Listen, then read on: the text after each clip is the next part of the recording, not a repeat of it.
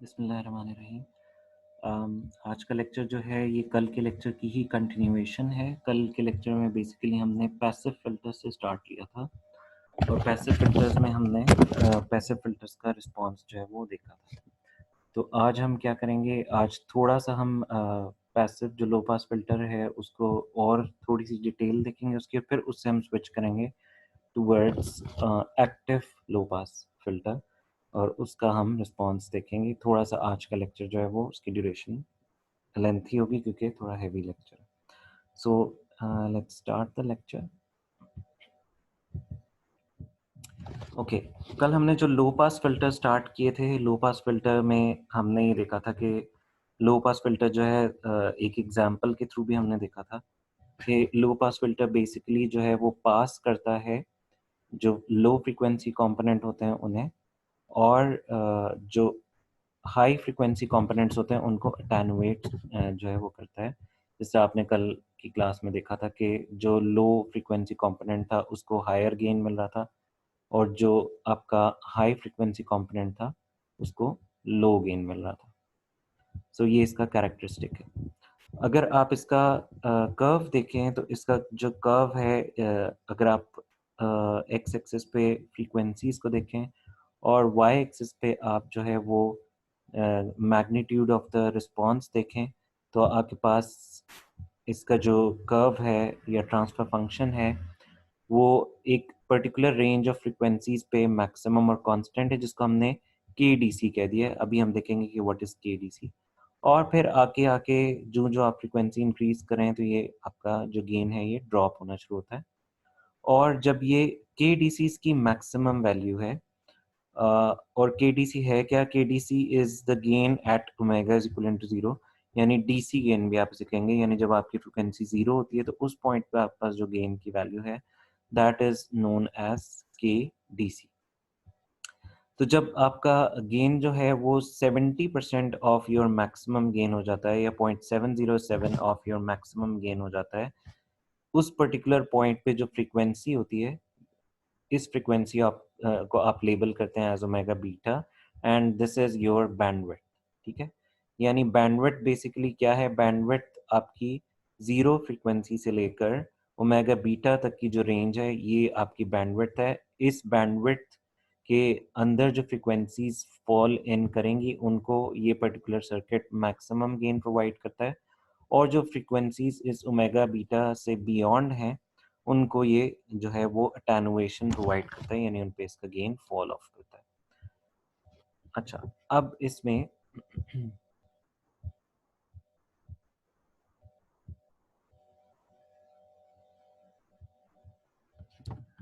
Further on अगर हम देखें तो हम इस जो ट्रांसफर फंक्शन ही मैंने यहाँ ड्रॉ किया है इसका हम स्केल चेंज कर सकते हैं, और इसका जब हम स्केल चेंज करते हैं तो हम इसको डीबी स्केल में भी कन्वर्ट कर सकते हैं। तो अगर हम इसे डीबी स्केल में कन्वर्ट कर दें तो जो आपके पास प्लॉट बनता है that plot is known as your Bode plot. तो बॉडी प्लॉट जो होता है उसमें बेसिकली सिर्फ आप एक काम करते हैं कि आप जो स्केल है उसको कन्वर्ट करके 20 लॉग से डीबी में कन्वर्ट कर देते हैं। तो ये अब इसका मैक्सिमम पॉइंट जो है ये हो जाएगा 20 लॉग ऑफ के डी सी, और उसके बाद ये गेन जब ड्रॉप होते होते 3 डीबी डिक्रीज हो जाएगा तो उस फ्रीक्वेंसी को आप कहते हैं ओमेगा बीटा।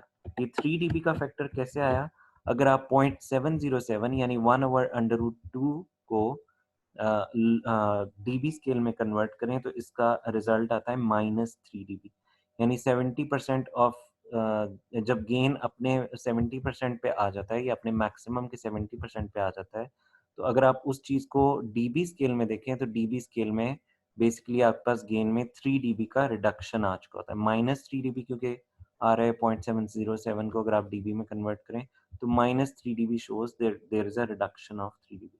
तो सिर्फ ये आपकी दो डिफरेंट स्केल्स हैं, इन दोनों स्केल्स में अगर आपने देखना हो तो बेसिकली आप किस तरह से देखेंगे, ये सिर्फ एक विजुअलाइजेशन के दो मेथड्स हैं। अच्छा, तो ये हमने दोबारा से एक दफ़ा फिर जो है वो लो पास फिल्टर का रिस्पांस जो है उसके प्लॉट्स को विजुलाइज कर लिया। अब हम जो हमने कल लो पास फिल्टर देखा था उस वो that was a first order low pass filter, क्योंकि अगर आप उसमें एस डोमेन में देखें तो ये हाईएस्ट डिग्री इज 1 और प्लस उसमें एक ही आपके पास कैपेसिटर कनेक्टेड था जो कि एनर्जी स्टोरेज एलिमेंट था, फ्रीक्वेंसी डिपेंडेंट कंपोनेंट था। तो that was your first order filter.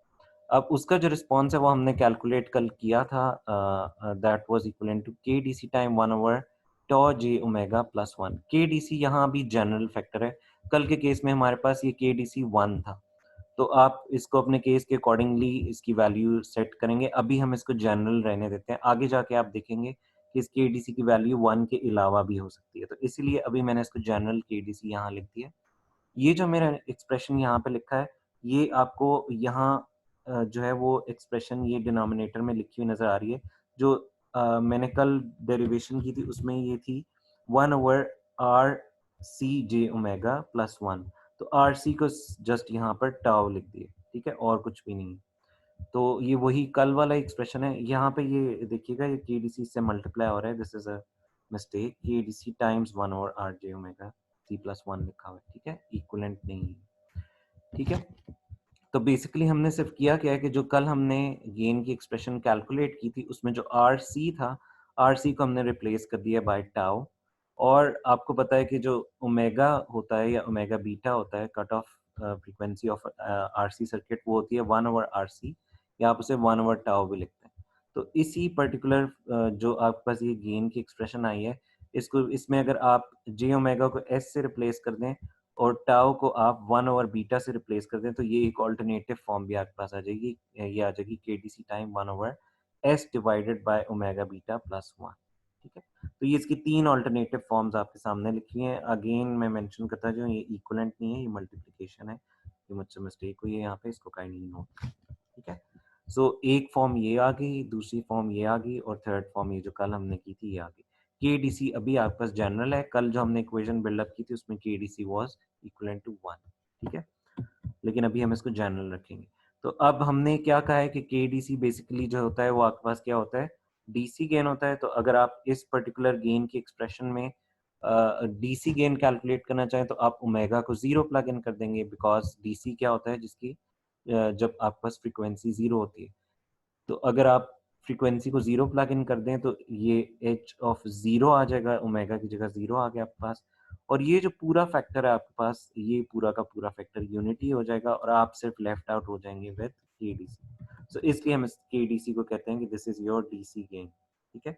तो अगर आपका कल वाला जो सर्किट है उसको आप लेके चलेंगे तो के डी सी आपका सिंपली वहाँ 1 था, तो वहाँ पे आपके पास एच ऑफ 0 जो है वो 1 के इक्विवेलेंट आ जाए, ठीक है। अच्छा, अब यहाँ पर हमने देखना है, ये तो वैसे आपके लिए ऑलरेडी फेमिलियर है कि omega beta 1 over R C के इक्विवेलेंट कैसे आता है। इसको आप एक दफ़ा फिर देख सकते हैं यहाँ पर कि अगर मैं एच ऑफ ओमेगा जो मैंने यहाँ कैलकुलेट किया है उसका मैग्नीट्यूड कैलकुलेट करूँ, तो मैग्नीट्यूड अगर मैंने कैलकुलेट करना है तो numerator is a real number और K D C is also real number, तो उनका मैग्नीट्यूड तो वही होगा। डिनोमिनेटर आपका कॉम्प्लेक्स नंबर था, तो क्योंकि डिनोमिनेटर आपका कॉम्प्लेक्स नंबर है तो कॉम्प्लेक्स नंबर का जब आप मैग्नीट्यूड लेते हैं वो होता है real square plus imaginary part square, तो ये आ जाएगा 1 प्लस टाउ ओमेगा स्क्वायर। अब आपने क्या देखना है, आपने देखना है कि ओमेगा बीटा वो पॉइंट है जहां पे ये मैग्नीट्यूड इक्वलेंट हो जाएगा 0.70 और 1 ओवर अंडर रूट 2 के। तो इसका मतलब है कि अब मुझे देखना है कि ये इक्वेशन 1 ओवर अंडर रूट 2 में कैसे कन्वर्ट हो सकती है। ये इक्वेशन 1 ओवर अंडर रूट 2 में तब कन्वर्ट होगी जब आपका टाउ जो है वो 1 ओवर ओमेगा के इक्विवेलेंट हो जाए, या ओमेगा जो है वो 1 ओवर टाउ के इक्विवेलेंट हो जाए। ये दोनों स्टेटमेंट्स एक दूसरे के इक्विवेलेंट हैं। तो अगर आपके पास टाउ 1 ओवर ओमेगा हो जाए या ओमेगा 1 ओवर टाउ हो जाए और आप इसको प्लग इन करें इस इक्वेशन में, तो ये आ जाएगा आपके पास के डी सी टाइम्स 1 ओवर अंडर रूट 2।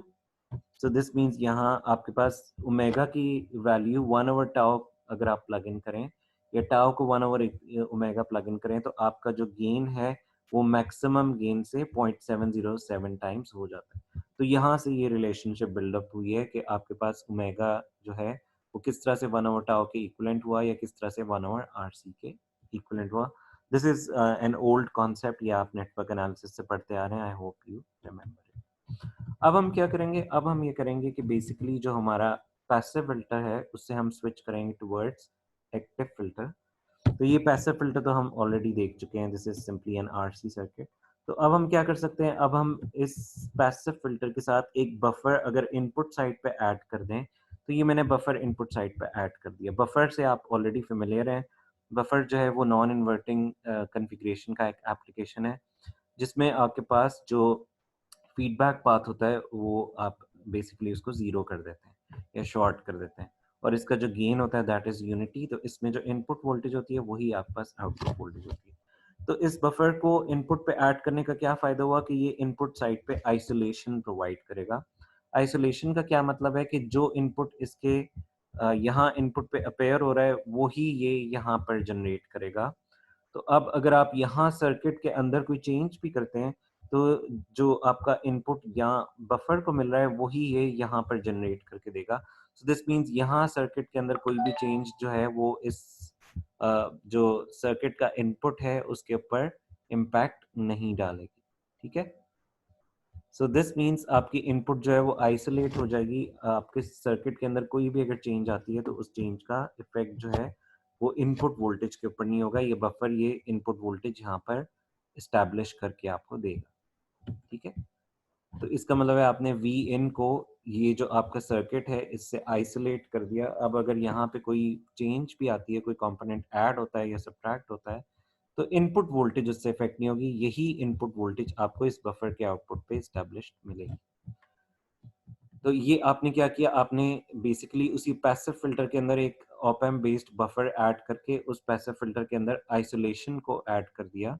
या आइसोलेशन को ऐड करने से क्या होगा, एक तो ये कि जब ये ऑप एम्प यहाँ पे ऐड हो गया तो ये V in as it is यहाँ पे जनरेट होके आपके पास आएगा, तो आइसोलेशन आपको इनपुट साइड पे मिलेगा। यही आइसोलेशन आप आउटपुट साइड पे भी ऐड कर सकते हैं। यानी हम बजाय इनपुट साइड के आउटपुट साइड पे अगर बफर ऐड कर दें, तो अब आपका जो कैपेसिटर के अक्रॉस आउटपुट आ रहा है वही आउटपुट इस बफर के आउटपुट पे आएगा। और अब अगर आप लोड यहाँ पे कनेक्ट करते हैं तो इस आउटपुट के ऊपर कोई इफेक्ट नहीं आएगा, क्योंकि ये बफर ये आउटपुट जनरेट कर रहा है। जो आपके सर्किट का आउटपुट है उसको ये यहाँ पास ऑन कर रहा है। ये कल भी मैंने आपको बताया था कि अगर यहाँ पे बफर ऐड ना हो और आप लोड ऐड कर दें, तो लोड ऐड करने से क्या होगा, इस सर्किट का रिस्पॉन्स ही चेंज हो जाएगा, क्योंकि ये लोड कैपेसिटर के पैरेलल में आ जाएगा। जब ये कैपेसिटर के पैरेलल में आ जाएगा तो फिर सर्किट का रिस्पॉन्स आपको री इवैल्यूएट करना पड़ेगा। तो इसलिए अगर आप यहाँ पे आइसोलेशन प्रोवाइड कर देते हैं, यानी आप आउटपुट को आइसोलेट कर देते हैं फ्रॉम द सर्किट, तो अब आप यहाँ पर आउटपुट के बाद कोई भी कंपोनेंट्स ऐड करते जाएं तो उससे सर्किट के ऊपर कोई इम्पैक्ट नहीं आएगा और आउटपुट वोल्टेज आपकी वही कंसिस्टेंट रहेगी। ठीक है, अच्छा, अब हम क्या करते हैं, ये तो अभी हमने सिंपली क्या किया, हमने सिर्फ बफर ऐड किया, तो बफर जो है वो सर्किट के रिस्पॉन्स के ऊपर कोई इफेक्ट नहीं डाल रहा। अब हम क्या करते हैं, अब हम एक और कॉन्फ़िगरेशन देखते हैं जिसमें हमने जो आरसी सर्किट है उसको फीडबैक पाथ में इंक्लूड कर दिया। यानी अब अगर आप देखें तो ये एक इन्वर्टिंग कॉन्फ़िगरेशन है, और इस इन्वर्टिंग कॉन्फ़िगरेशन में आपने जो आरसी सर्किट है उसको फीडबैक पाथ में ऐड कर दिया। अब हमने देखना ये है कि अगर हम फीडबैक पाथ में इस आरसी सर्किट को ऐड करते हैं तो उसका इम्पैक्ट जो है वो आपके सर्किट के रिस्पॉन्स पे क्या आएगा, या ये रिस्पॉन्स जो है वो आप कैसे कैलकुलेट करेंगे। ठीक है, अच्छा, अब हम देखते हैं कि हमने ये रिस्पॉन्स कैसे कैलकुलेट करना है, यानी अब हम इसका जो वी नॉट बाई वी इन है वो कैसे डिराइव करेंगे। जनरली हमें ये पता है कि अगर आप इन्वर्टिंग कॉन्फ़िगरेशन का वोल्टेज गेन देखें तो that is minus R two by R one, और अगर मैं इसका मैग्नीट्यूड ले लूँ तो वो माइनस साइन आपका कॉम्पनसेट हो जाएगा या कैंसिल आउट हो जाएगा। तो अगर लो फ्रीक्वेंसीज के ऊपर आप बात करें या डीसी के ऊपर आप बात करें, यानी अगर आप यहाँ जो वीन अप्लाई कर रहे हैं वो लो फ्रीक्वेंसी सिग्नल है या डीसी सिग्नल है, तो आपको ये पता है कि कैपेसिटर जो है वो डीसी सिग्नल्स के लिए एज ओपन सर्किट एक्ट करता है। तो ये कैपेसिटर ओपन हो जाएगा। जब ये कैपेसिटर ओपन हो जाएगा तो आपके पास वही पुराना सर्किट बन जाएगा, यानी minus R two by R one या minus R F by R one, वही गेन आपके पास आ जाएगा। लेकिन जो आप फ्रीक्वेंसी इंक्रीज करेंगे तो फिर ये कैपेसिटर इन अकाउंट आएगा, और जब ये कैपेसिटर इन अकाउंट आएगा तो फिर आपको वी नॉट बाई वी इन को दोबारा से री इवेलुएट करना पड़ेगा। सो दिस मीन्स जब आपके पास हाई फ्रिक्वेंसी अप्लाई होना शुरू होगी या फ्रिक्वेंसी इंक्रीज होगी तो फिर आपको इस सर्किट का रिस्पॉन्स कैलकुलेट करना पड़ेगा। अब जब हमने इसका रिस्पॉन्स कैलकुलेट करना है तो हम वही मेथोडोलॉजी ऑप्ट करेंगे। ये जो RF और C इन पैरेलल लगे हुए हैं, इनकी जो पैरेलल कॉम्बिनेशन है उसको हम कह देते हैं Z इक्विवेलेंट, ठीक है। और ये इनपुट रेजिस्टेंस है आपके पास R1 और यहाँ आपने Vin अप्लाई किया। तो आपको पता है कि जब हम इसका एनालिसिस करते हैं तो हम ये कहते हैं कि आपके पास प्लस टर्मिनल या नॉन इन्वर्टिंग टर्मिनल क्योंकि ग्राउंडेड है, तो आपका यहाँ वोल्टेज भी 0 वोल्ट्स होगा, ठीक है, वर्चुअल शॉर्ट की वजह से। तो हम ये कहते हैं कि यहाँ से आपके पास जो इनपुट करंट आएगा उसकी वैल्यू क्या आएगी, we in divided by R1, ठीक है। जो आपके पास इनपुट करंट आएगा वो आ जाएगा we in divided by R1, क्योंकि वो होगा V in minus 0 divided by R1। और अगर आप यहाँ से जो लीविंग करंट है उसको देखें तो वो क्योंकि इधर ऑप एम्प में कोई करंट एंटर नहीं हो रहा, तो वो लीविंग करंट आपके पास आएगा 0 minus V not divided by G equivalent, यानी ये जो टोटल इम्पिडेंस है, ठीक है। तो इसके और ये दोनों करंट्स जो एंटरिंग करंट है और जो लीविंग करंट है वो इक्वल होंगे आपस में। तो इसके अकॉर्डिंगली हमने इक्वेशन बिल्डअप कर ली, V in divided by R1 is equal to minus V not divided by G equivalent, और यहाँ से आप रीअरेंज करें तो वी नॉट बाई वी आ जाएगा minus G equivalent divided by R1। अब हम देख लेते हैं कि जी इक्विवेलेंट क्या है। G equivalent is basically parallel combination of RF and the capacitor. तो पैरेलल कॉम्बिनेशन में आप किस तरह करते हैं, R2 into R1 divided by R2 plus R1। तो वही हमने किया है, RF into the impedance of capacitance divided by RF plus impedance of the capacitance. और फिर हमने सिंपली क्या किया, डिनोमिनेटर में हमने एलसीएम कंप्यूट किया। एलसीएम कंप्यूट करने से ये कैंसलेशन हुई आपके पास, और जो आपके पास बाकी फैक्टर जी इक्विवेलेंट में आ गया वो आ गया R F divided by 1 plus J omega C R F. तो ये जी इक्विवेलेंट आ गया आपके पास। अब आपने क्या किया, अब आपने जो V not by V in calculate किया था ये ऊपर, which was minus G equivalent divided by R one, इसमें आपने जी इक्विवेलेंट को प्लग इन कर दिया। ये जी इक्विवेलेंट आपके पास कैलकुलेटेड है, इसको आप प्लग इन कर दें, माइनस जी इक्विवेलेंट की जगह आपने जी इक्विवेलेंट को प्लग इन कर दिया। और फिर आप सिंपली इसको रीअरेंज करके लिख दें, minus R F divided by R one into 1 over 1 plus J omega C R F. अब आप देखें कि इस minus R F divided by R one जो है, इसको अगर आप छोड़ दें तो जो बाकी फैक्टर है ये वही लो पास फिल्टर का रिस्पॉन्स है जो आपने अभी थोड़ी देर पहले लिखा है। जो ऑप एम्प है उसको ऐड करने से ये minus R F by R one का फैक्टर आपके पास ऐड हो गया, ठीक है। ये जो minus R F by R one का फैक्टर ऐड हो गया, ये एक स्केलिंग फैक्टर बन गया। और अब आप यहाँ पे देख सकते हैं कि आप जो आपका फिल्टर है उसकी जो रिस्पॉन्स है उसमें स्केलिंग कर सकते हैं, यानी आप उसके रिस्पॉन्स को इंक्रीज कर सकते हैं, यानी आप उसमें गेन को इंट्रोड्यूस कर सकते हैं। तो जो पैसिव फिल्टर था उसमें आप गेन इंट्रोड्यूस नहीं कर सकते थे, यहाँ आप गेन भी इंट्रोड्यूस कर सकते हैं with the help of operational amplifier. ये आपके पास minus R F by R one जो है ये गेन आ रहा है। माइनस साइन तो बेसिकली किस चीज़ को इंडिकेट करिए, माइनस साइन इंडिकेट कर रही है कि आपके पास फेज डिफरेंस कितना आ रहा होगा, तो वो 180 डिग्री का फेज डिफरेंस होगा इनपुट और आउटपुट वोल्टेज में। तो बेसिकली माइनस साइन जो है वो फेज को शो कर रहा है। तो अब ये एच ऑफ ओमेगा आपने डिराइव कर लिया, H of omega is basically V not by V in, ये आपके पास डिराइव होके आ गया। अब हम इसके फ्रीक्वेंसी कैरेक्टरिस्टिक्स देख लेते हैं। जब हम इसकी फ्रीक्वेंसी कैरेक्टरिस्टिक्स देखेंगे तो फ्रीक्वेंसी कैरेक्टरिस्टिक्स में आपने बेसिकली एक तो देखना है इसका मैग्नीट्यूड और एक आपने देखना है इसका फेज। मैग्नीट्यूड जब आप लेंगे तो मैग्नीट्यूड में R F by R one real number है वो तो उसी तरह से आ जाएगा, और फिर जो उसके बाद ये वाला फैक्टर है इसमें भी न्यूमरेटर का मैग्नीट्यूड वही होगा 1, और डिनोमिनेटर में आ जाएगा 1 plus R F C omega square, यानी इमेजिनरी पार्ट का स्क्वायर अंडर द रूट। तो ये आपके पास इसका मैग्नीट्यूड आ गया। और इसका अगर आपने फेज निकालना है तो फेज जो आपने निकाला है वो आपने निकाला है माइनस की वजह से 180 डिग्री, और न्यूमरेटर का फेज तो आपके पास 0 है, और जो डिनोमिनेटर का है वो सब्ट्रैक्ट हो जाएगा, तो 180 degree minus tan inverse R F C omega, जिस तरह हमने पहले भी ऑलरेडी देखा हुआ है कल की क्लास में भी, कि आपने इसका फेज रिस्पॉन्स कैलकुलेट कर लिया। 180 डिग्री का फेज किस वजह से आया है, इस माइनस की वजह से। और R F by R one real number है तो वो तो कोई फेज इंट्रोड्यूस नहीं करेगा, और 1 जो न्यूमरेटर है वो भी कोई फेज इंट्रोड्यूस नहीं करेगा। तो 180 जो फेज आपका आ रहा है माइनस साइन की वजह से, उसमें से ये जो डिनोमिनेटर का फेज है ये आपने सब्ट्रैक्ट कर दिया। So this is your phase of this response. अब आप अगर देखें KDC कैसे कैलकुलेट करते हैं, KDC कैलकुलेट करने के लिए आपको ओमेगा को 0 के इक्विवेलेंट प्लग इन करना है।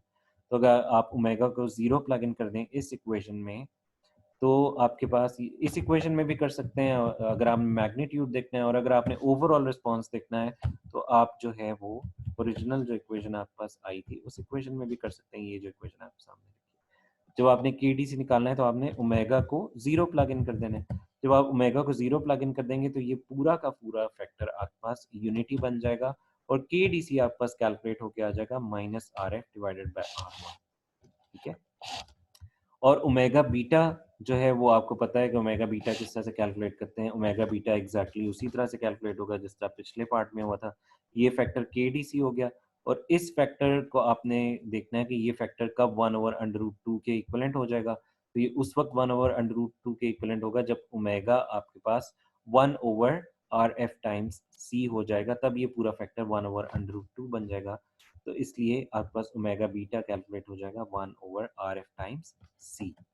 ठीक है, तो ये हमारे पास इस पर्टिकुलर फिल्टर की गेन कैलकुलेट हो गया, KDC कैलकुलेट हो गया और बैंडविड्थ कैलकुलेट।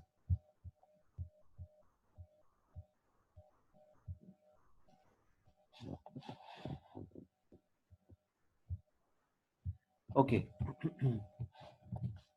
अच्छा, तो अब मैंने क्या किया, मैंने इसको प्लॉट कर दिया। जब मैंने इसको प्लॉट किया तो अब KDC आपके पास RF/R1 है। अब हम मैग्नीट्यूड की बात करें तो यहाँ मैंने माइनस साइन नहीं शो किया। ठीक है, तो ये मैंने मैग्नीट्यूड प्लॉट किया और नीचे मैंने फेज प्लॉट किया। तो अब आपके पास जो मैक्सिमम गेन स्टार्ट हुआ वो स्टार्ट हुआ with RF divided by R1 से, और ये ओमेगा बीटा के ऊपर आके ड्रॉप हो जाएगा 1/√2 टाइम्स KDC या 0.707 टाइम्स KDC। ये आपके पास आ गया। तो जो ओमेगा बीटा से पहले वाला रीजन है इसको आप कहेंगे पास बैंड, यानी इस रीजन की फ्रीक्वेंसी का अगर सिग्नल होगा तो ये उसको मैक्सिमम गेन के साथ पास करेगा, और अगर फ्रीक्वेंसी इसको जो है वो एक्सीड करती है ओमेगा बीटा को, तो इसको आप कहेंगे स्टॉप बैंड, यानी यहाँ आपको उस सिग्नल को ये जो आपका फिल्टर है ये अटेन्युएशन प्रोवाइड करेगा। अच्छा, फेज रिस्पांस को जब आप ड्रॉ करेंगे तो फेज रिस्पांस स्टार्ट होगा 180 डिग्री से, और जो आप फ्रीक्वेंसी इंक्रीज करते जाएंगे ये ड्रॉप होते होते होते जब फ्रीक्वेंसी आपके पास बहुत ज़्यादा हो जाएगी तो ये 90 डिग्री पे आ जाएगा। आपको पता है कि जो RC सर्किट होता है बेसिकली वो 90 डिग्री का फेज जो है वो मैक्सिमम इंट्रोड्यूस करता है। तो ये 180 डिग्री से अगर स्टार्ट हुआ है तो रिड्यूस होते होते 90 डिग्री तक आएगा। ये हम ऑलरेडी देख चुके हैं पहले। अब हम एक एग्जांपल सॉल्व कर लेते हैं।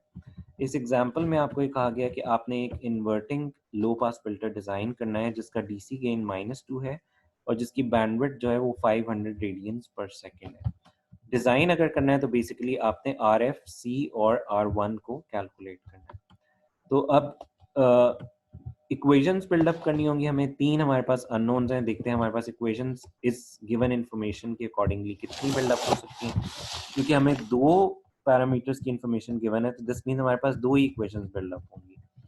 अच्छा, जब दो इक्वेशंस हमने बिल्डअप करनी है तो ये जनरल एक्सप्रेशन है इस फिल्टर के रिस्पॉन्स की जो भी आपने डराइव की, और DC गेन क्योंकि हमें गिवन है, DC gain is basically -RF/R1, तो ये आ गया -2 के इक्विवेलेंट। ठीक है, और ओमेगा बीटा हमें गिवन है 1/RF टाइम्स C जो कि 500 तो एक इक्वेशन DC गेन से हमारे पास बिल्डअप होगी और दूसरी इक्वेशन हमारे पास बिल्डअप हो गई with the help of cut off frequency और बैंडविड्थ। आपके पास इक्वेशंस दो हैं और अननोन्स तीन हैं, तो एक किसी वैल्यू को हमें अज्यूम करना पड़ेगा। तो हम अज्यूम कर लेते हैं R1 को टू बी 1 किलो ओम। अगर आप इस इक्वेशन में R1 को 1 किलो ओम अज्यूम कर लें तो RF जो है वो ऑटोमेटिकली 2 किलो ओम आपके पास कैलकुलेट हो जाएगी। जब RF भी कैलकुलेट होगी तो अब इस इक्वेशन में सिर्फ कैपेसिटर अननोन रह गया। तो आप अगर कैपेसिटर को यहाँ पे प्लग इन कैलकुलेट करने के लिए RF को 2 किलो ओम प्लग इन करें तो कैपेसिटर ऑटोमेटिकली आपके पास 1 माइक्रोफैरेड कैलकुलेट हो जाएगा। तो इसका मतलब है कि अब आप डिज़ाइन जो है वो खुद से कर सकते हैं। डिज़ाइनिंग पैरामीटर्स जो हैं वो हैं आपके पास RF, R1 और C। तो RF, R1 और C को एडजस्ट करके आप DC गेन को भी एडजस्ट कर सकते हैं। DC gain is independent of capacitance. DC gain में कैपेसिटेंस का कोई रोल नहीं है। DC गेन जो है वो सिर्फ रेजिस्टिव पार्ट पे डिपेंडेंट है। और बैंडविड्थ जो है उसमें R1 का कोई रोल नहीं है। जो बैंडविड्थ है that is purely dependent on your feedback path, ठीक है। तो फीडबैक पाथ की हेल्प से आप जो है वो बैंडविड्थ को भी एडजस्ट कर सकते हैं, ठीक है। तो डिजाइनिंग पैरामीटर्स बेसिकली आपको या तो अब दो तरह के क्वेश्चन आ सकते हैं इसमें से, या तो आपको सर्किट दे दिया जाए और आपको ये कैलकुलेट करने को कहा जाए कि इस पर्टिकुलर सर्किट की बैंडविड्थ कितनी है और इसका डीसी गेन कितना है, या फिर आपको डीसी गेन और बैंडविड्थ प्रोवाइड करके सर्किट डिजाइन करने को कहा जा सकता है। तो ये दो तरह की प्रॉब्लम्स इसमें आ सकता है, ठीक है। So this concludes today's lecture. So I'll stop sharing. अच्छा, अब मैं वन बाय वन क्वेश्चन आपके जो है वो लूंगा। अमार का क्वेश्चन है मेरे पास। जी अस्सलाम वालेकुम सर। वालेकुम सर जी, ये जहाँ पे आपने जी का फैक्टर इंट्रोड्यूस करवाया वहां से मुझे समझ नहीं आई, वहां से मुझे बता दे प्लीज। जी इक्विवेलेंट जहाँ इंट्रोड्यूस हुआ है। जी जी जी सर। अच्छा,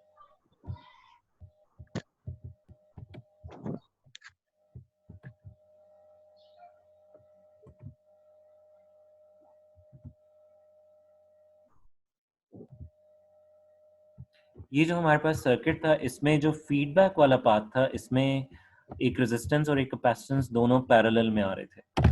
तो जब वो दोनों पैरेलल में आ रहे थे तो उन दोनों को पैरेलल में लिखने के बजाय वो एनालिसिस को कॉम्प्लिकेट कर सकते थे, तो इसलिए मैंने उनकी जगह जी इक्विवेलेंट यूज कर लिया, where Z equivalent was the parallel equivalent of RF and C। और फिर जब मैंने Z equivalent को कैलकुलेट किया तो Z equivalent को कैलकुलेट करने के लिए सिंपली मैंने इन दोनों को पैरेलल में सॉल्व कर लिया। तो ये आपके पास ठीक है सर। सर ये फर्स्ट पेज के ऊपर आपने केडीसी की ग्राफ से बताया था, वो बता दें। फर्स्ट पेज पे। जी सर, फर्स्ट पेज पे। फर्स्ट पेज पे जो मैंने जी हाँ कर्व सर। आपको बताई थी ये लो पास फिल्टर का जनरल रिस्पांस था, जिसमें मैंने जो डीसी गेन है उसको यहाँ के डीसी लिखा हुआ है। और मैंने आपको बताया था कि कल तक हमने जितना एनालिसिस किया था उसमें के डीसी हमारे पास 1 के इक्विवेलेंट आता था। लेकिन आज के केस में ये के डीसी हमारे पास आपने देखा है R2/R1 के इक्विवेलेंट आ रहा है। तो बेसिकली ये जनरल टर्म मैंने रखी है कि स्टार्ट आपका डीसी गेन से होगा और डीसी गेन जो होता है वो ओमेगा इज इक्वल टू 0 पे होता है, और फिर आहिस्ता आहिस्ता आपका ये गेन फॉल ऑफ करेगा और कट ऑफ फ्रीक्वेंसी पे ये 70% ऑफ योर के डीसी हो जाएगा। ठीक है सर, शुक्रिया सर। वेलकम।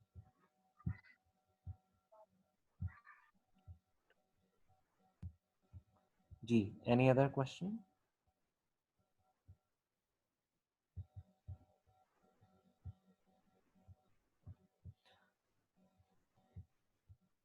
जी बिलाल। जी सर, ये ग्राफ समझना था 180 डिग्री और 90 वाला जो आपने बताया था। फेज रिस्पांस का। जी। अच्छा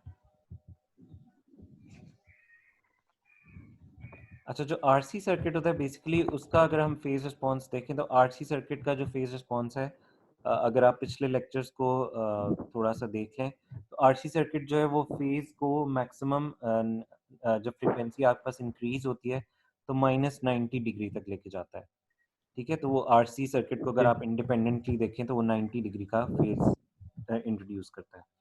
तो जब ओवरऑल इस सर्किट का हम रिस्पांस देखेंगे तो इस सर्किट में ये माइनस का जो फैक्टर इंट्रोड्यूस हुआ है, ये माइनस का फैक्टर इंट्रोड्यूस हुआ है due to the op amp circuit जो आपने इन्वर्टिंग ऑप एम्प ऐड किया है।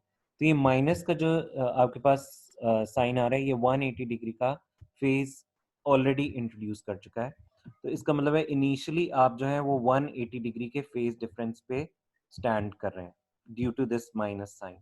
और फिर आप जब आरसी सर्किट का फेज इसमें एम्बेड करेंगे तो आरसी सर्किट का फेज जो है वो क्योंकि 90 डिग्री फॉल ऑफ करता है, तो इसका मतलब है कि आपका इनिशियल फेज क्योंकि 180 डिग्री है तो इससे फॉल ऑफ होते होते होते आप जब हाई फ्रिक्वेंसी होगी तो उस पर 90 डिग्री पे आएंगे।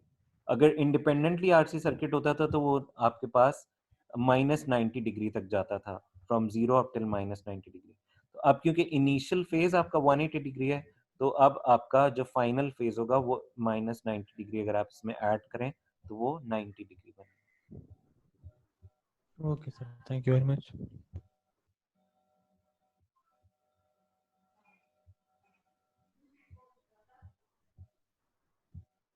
Okay, any other question?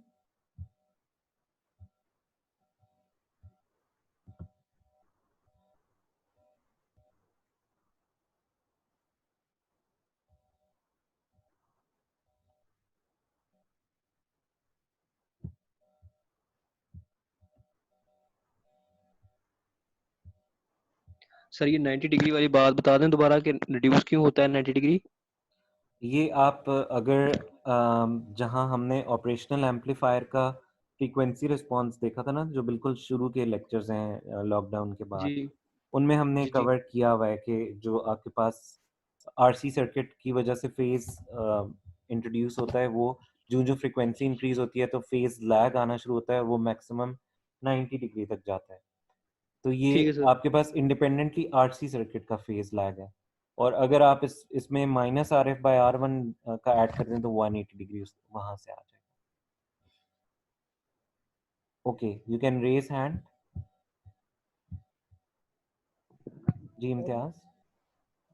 वालेकुम अस्सलाम। सर मैं लेट हो गया था आज के लेक्चर में और कल का अटेंड नहीं किया, तो ये सर काइंडली आप अपलोड कर दें उस पर। अब तक नहीं हुई कल का। ठीक है, आज का लेक्चर और कल का लेक्चर दोनों अपलोड होंगे जो न्यू गूगल क्लासरूम है उस पर। और इसमें एक और चीज़ आपने चेक करनी है कि जो मैंने न्यू गूगल क्लासरूम है उसमें जितना पुराने गूगल क्लासरूम का डेटा है उसका मैंने लिंक शेयर किया है, तो वो आप लोगों ने चेक करना है कि क्या वो एक्सेसिबल है आपको या नहीं। उस पर मुझे फीडबैक दे दीजिए। ठीक है, okay, thank you.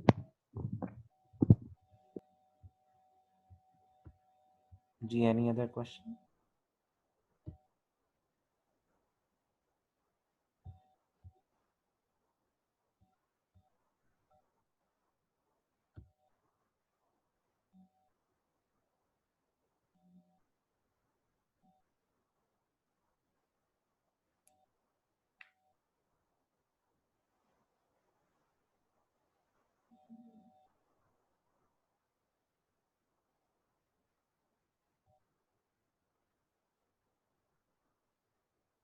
Make sure आप अपनी अटेंडेंस जो है वो मार्क कर दें।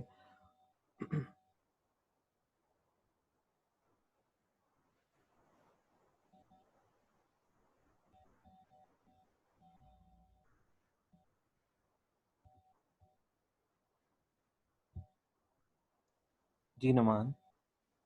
सर आपने जो R1 की वैल्यू 1 के रखी है ना एग्जांपल में, हम्म, सर हम इसके अलावा कोई और भी वैल्यू अज्यूम कर सकते हैं या? बिल्कुल, कोई भी वैल्यू ज़ूम करेंगे तो आर एफ जो है वो उससे डबल ही आएगी। और फिर सर उसी के हिसाब से हमने कैलकुलेशन करनी। जी बिल्कुल उसी के हिसाब से। जी thank you sir. Welcome.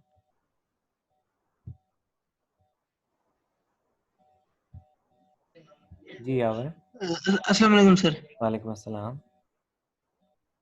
Sir बस क्वेश्चन तो नहीं सर, बस एक बात आपसे बस इतनी पूछनी है सर। वो कल आपने अटेंडेंस की बात की थी ना, आपने कहा था कि मैंने कोऑर्डिनेटर को ये भेजनी अटेंडेंस जो जी जी हम जी जी गूगल क्लासरूम में या फिर यहाँ लाइव सेशन में आपके साथ इंटरेक्शन होता है जी। सर, वो भेजने से पहले कोऑर्डिनेटर को अगर आप वो एक्सेल शीट एक दो ग्रुप में भेज दें, बच्चे अपने देख लेंगे कोई अटेंडेंस कोई रेज ठीक है, नहीं वो गई मैं किसी जब की। अटेंडेंस शीट जब आपकी इस वीक की क्लासेस एंड हो जाएंगी तो फिर मैं जी अटेंडेंस सर। शीट अपडेट करूंगा। उस अटेंडेंस शीट जी सर। में 2 वीक्स का तो हमारे पास जो डेटा आएगा वो इस लाइव क्लास का तो जूम चैट से आएगा। और जी इन सर। 2 वीक से पहले 1 वीक का डेटा जो है वो गूगल क्लासरूम पे, आपको याद होगा मैंने अटेंडेंस क्रिएट की थी 3 दिन। जी सर। 1 वीक का वहां से आएगा। उससे पीछे का जो डेटा है वो फिर जो है वो मोस्ट प्रॉब्ली जितने स्टूडेंट्स गूगल क्लासरूम पे एनरोल्ड है उन सब की फिर मैं प्रेजेंट मार्क करूंगा। ठीक है। सर बस सर आप जो जो भी फाइनली आपकी शीट होगी सर, वो भेजने से पहले एक दफा आप सर आप ग्रुप में शेयर कर ठीक है। दीजिएगा। ओके। ठीक है सर, जज़ाकल्लाह, शुक्रिया। ओके। जी मोइन। सर ये आपने जो केडीसी की वैल्यू निकाली है उसमें सर ये हम डीसी केन को क्यों जीरो किया सर, मेगा को जीरो क्यों किया? बेटा जो डीसी होता है आपके पास, डीसी की फ्रीक्वेंसी क्या होती है? 0 होती है ना। जी जी, इस वजह से। अगर आपके पास एफ 0 है तो दिस मीन्स ओमेगा भी 0 होगी, because omega is 2 pi F. ठीक है। ठीक है तो ठीक है जो के डी सी आपके पास कैलकुलेट होगा वो at omega is equal to 0 calculate होगा। ठीक है।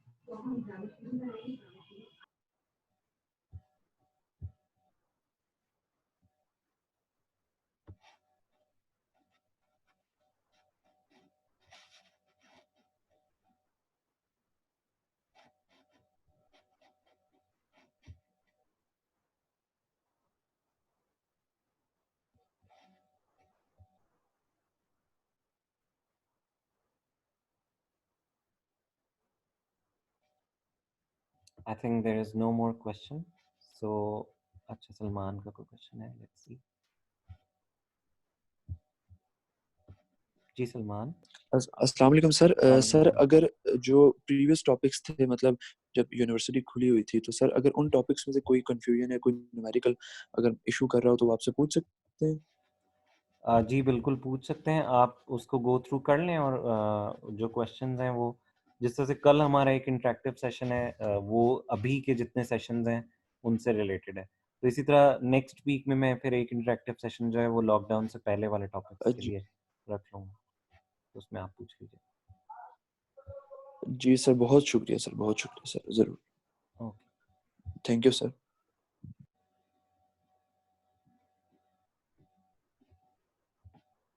Okay, I'll end today's session.